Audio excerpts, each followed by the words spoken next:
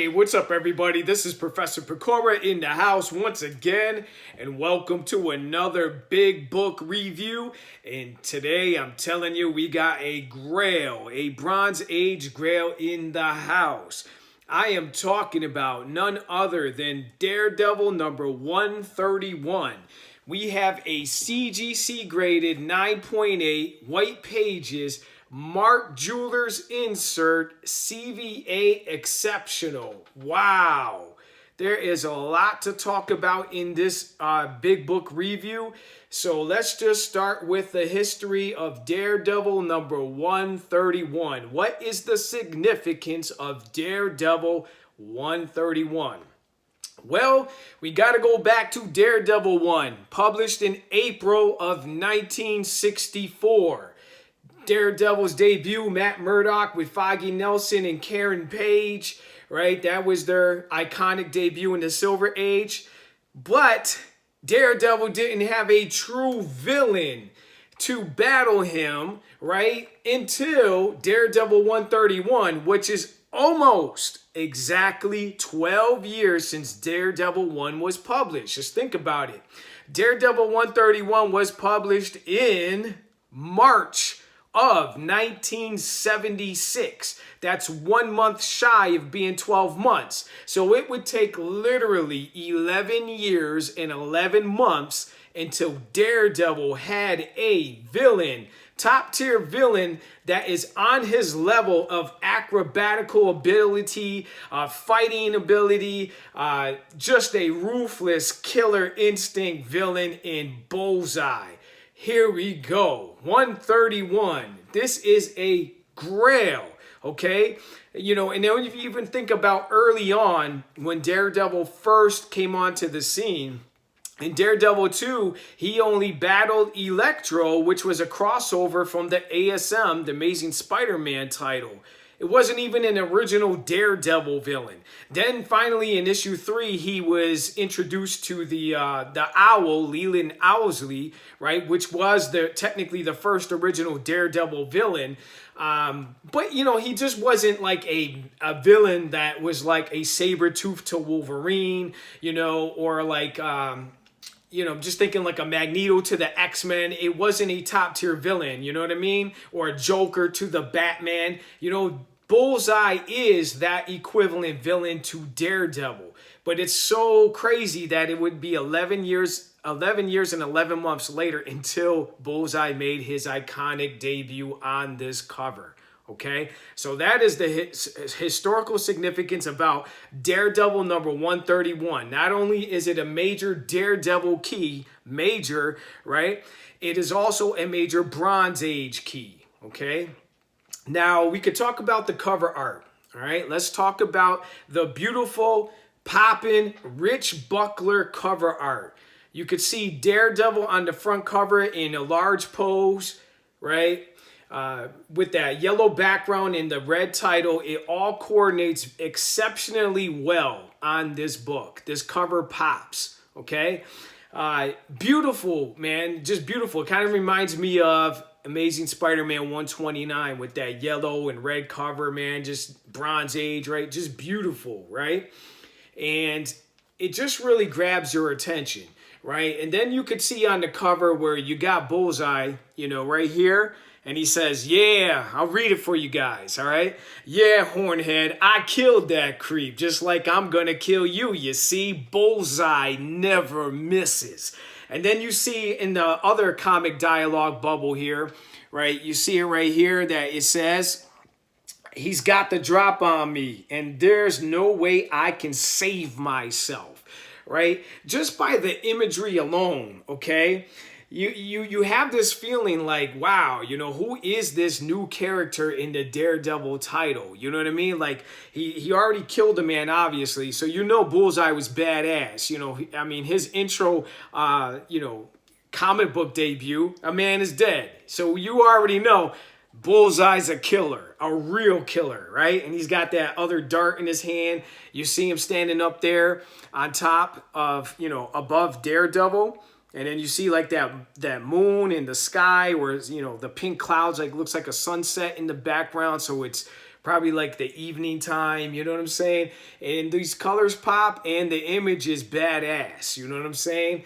Not only is he a badass villain, but he has an awesome first appearance cover. You can't say the same about, you know, other debuts of major comic characters, whether it be a hero or a villain, right?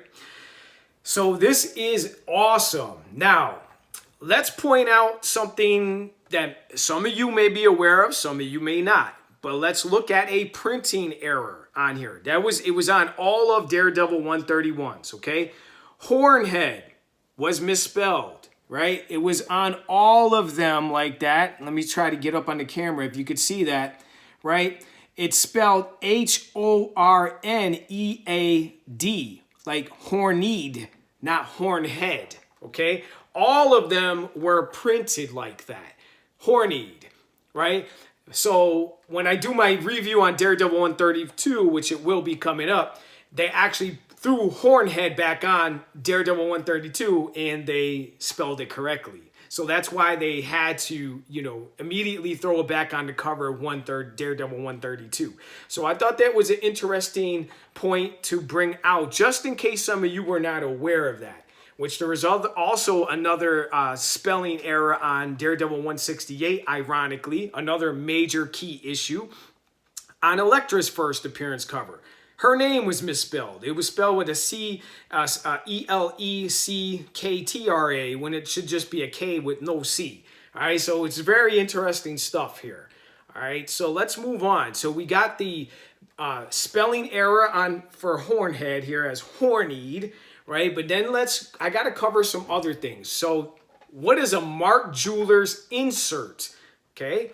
Mark Jewelers inserts were basically only distributed on military bases, but also only in newsstand edition versions or variants of those, any particular book. In 1976, all books were newsstand editions. They just separated which copies would go on the military bases and which ones would just stay in the comic shops, etc. You notice that all of the 131s have a barcode on it. What's cool about this as well is that the barcode, you don't really see this a lot, it was printed yellow to kind of match the yellow background on the cover, right? Pretty cool stuff. Now, since all books in this time period in 1976 were newsstand editions, some were distributed on military bases, not all of them, only a small percentage. Now, the Mark Jewelers inserts copies were like, obviously a jewelry store. They had like, you know, advertising bracelets, wedding rings, engagement rings, etc. for all the military personnel on there serving the country. You know, it was just a convenience thing, you know, for them. You know, if they wanted to, you know, buy some jewelry for their wives or soon-to-be wives, stuff of that nature. So they're rare. It was very hard to get a Mark Jewelers insert in general.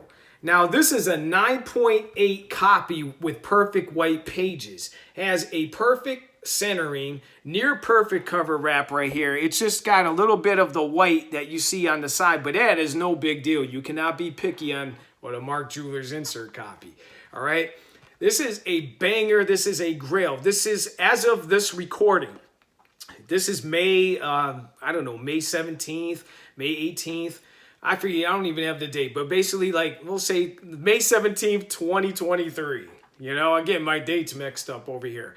May 17th, 2023, right? This is the only 9.8 Mark Jewelers insert copy of Daredevil 131 in the world, okay? So that makes it extremely rare. Very rare. It's a gem. You could consider this, as of right now, a one-of-one gem. This is the only one. So this is a big deal. You know what I mean? And that is the rarity factor of a Mark Jewelers. It's so hard to get to. And then when we're talking about the newsstand edition era, when we get further down the road, when, you know, 1979 and on, where you had direct and newsstand edition variants, Mark Jewelers inserts were only distributed into the newsstand variant, not the direct edition. So you got to keep that in mind. Okay, so that's the significance of a Mark Jewelers insert. Okay, Next, what is CVA? What is that CVA exceptional sticker on above the 9.8 CGC grade? Okay, well, you can see it right here. Okay, I don't know, that's a little, there it is, a little bit, you can kind of see it right there. Okay, basically CVA is a company, and I have the link in the description of this video if you want to check out their website and learn more. Okay, so basically CVA is like a company like QES. CVA basically looks at certain books and they determine whether it looks better than the assigned grade. In this case, it is a 9.8. It's very hard to get these stickers on a 9.8 key book like this. I actually watched the gentleman, assess my book in person, and he was very picky. I'll tell you that. He had a magnifying glass and was looking at everything. Even if this, he was looking for any extra spine ticks, any, color rubs, anything on here. But it actually does present better than your typical 9.8, right? So we're talking about aesthetic properties such as cover wrap and centering, color vibrancy. We're talking about the book's cut. You know what I mean? Sometimes a book is cut, and it has like, just a bias, right? And it's just like really off, you know what I mean? But this one, it has pretty much a perfect cut, perfect cover wrap and centering, perfect staple placement. It is beautiful. The color vibrancy is definitely there. You can see it popping. So it received a CVA exceptional sticker to certify that not only is this a 9.8 Mark Jewelers insert with perfect white pages, it also presents exceptionally well for your given CGC 9.8 grade. QES is a company similar to CVA. The only difference, they actually give you a printout of the criteria that met for them to assign their sticker on the slab. And normally QES will place their sticker right here on the slab. Okay, so just to kind of give you a heads up, Comic Link uses CVA to certify their books, and pretty much Comic Connect uses QES. Don't ask me why. I just noticed this thing. They just have a partnership with each one of these companies, but I noticed that trend. Comic Link, CVA, Comic Connect, Metropolis Collectibles, QES. That's just how it is. I don't know if there's any, whatever. Just what it is. Just what it is. All right. So that's that. So we covered Mark Jewelers insert. We covered CVA. Now we are just going to kind of like look at this book a little bit more, and I'm going to go over the CGC Census data for Daredevil 131. As of this recording, we'll call it, right? There are a total of 3,823 universal copies, blue label copies graded. Out of those nearly 4,000 copies, right? Only 102 copies were graded in 9.8. 102. None higher. If you break that down percentage-wise, that means that 9.8 represent only 2.67% of all graded universal copies on the census. That's pretty rare when you break that down and say like, wow, you know what I mean? Like 2.67%.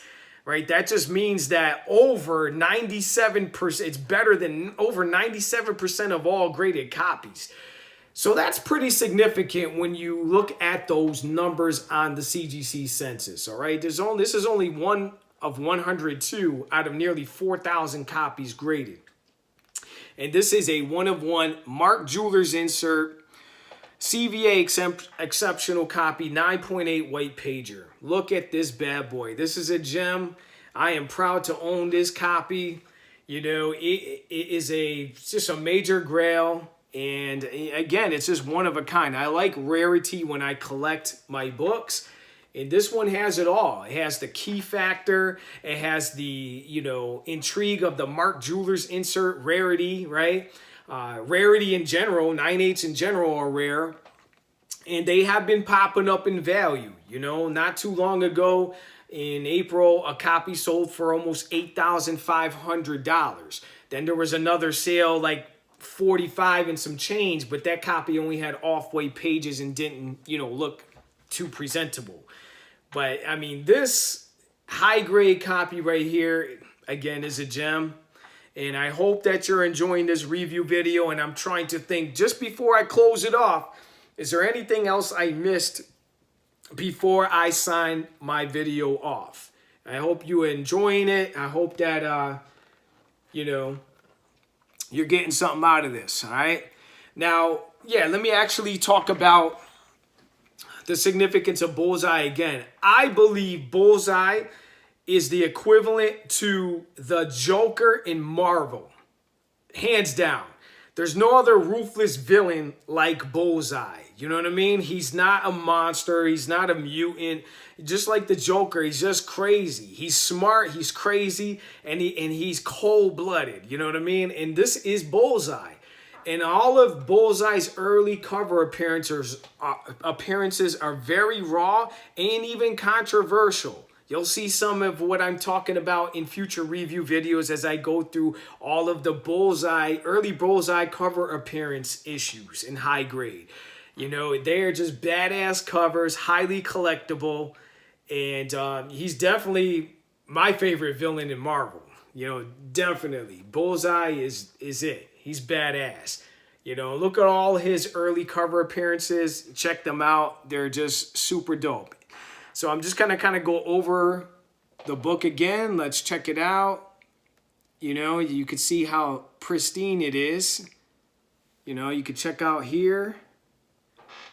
And then, you know, I'm trying to avoid the glare and everything. Right here. Look at that. Beautiful, solid spine too, man. It's just a beauty, man. You don't see him look like this too often. You know, and I've owned 2 or 3 other 9.8s previously. I actually sold a CVA exceptional copy to a private collector for $8,500 in July of 2022. So, I don't know. Imagine what this would sell for now. I don't know. I may sell it. I may not. I don't know. It's definitely a gem in my collection. So yeah, you guys, I hope you enjoyed this video. I know this one was long, but we had a lot to cover. There was a lot going on with this gem right here of a book.